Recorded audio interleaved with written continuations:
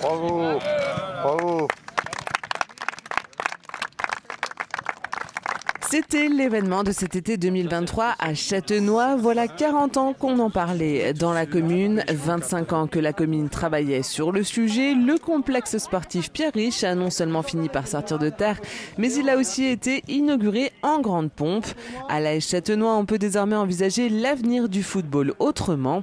Ce nouvel outil de travail présente des atouts indéniables pour les 130 licenciés du club.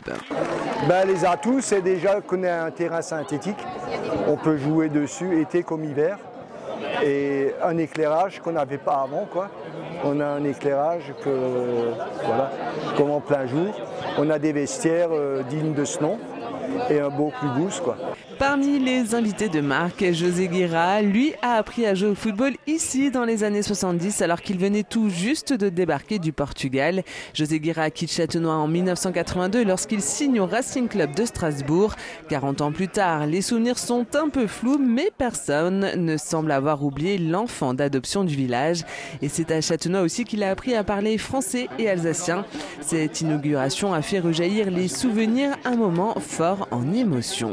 C'est avec beaucoup d'émotion et de fierté pour ce village parce que ce complexe est juste magnifique et ils vont pouvoir travailler correctement dans les années qui viennent avec la collaboration certainement d'autres clubs du coin, mais en tout cas les infrastructures qui ont été créées là peuvent leur donner des ambitions sportives.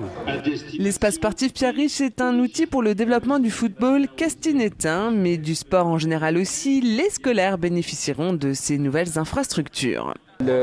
L'emplacement n'est pas innocent puisqu'il est à proximité immédiate du collège. On est à 150 mètres du collège. On le voit d'ailleurs depuis le complexe. Et donc évidemment un tel équipement a vocation à servir aux professeurs d'EPS du collège, en plus des établissements scolaires de chez nous. Un projet qui aura coûté 3,6 millions d'euros pour plus de 18 mois de travaux.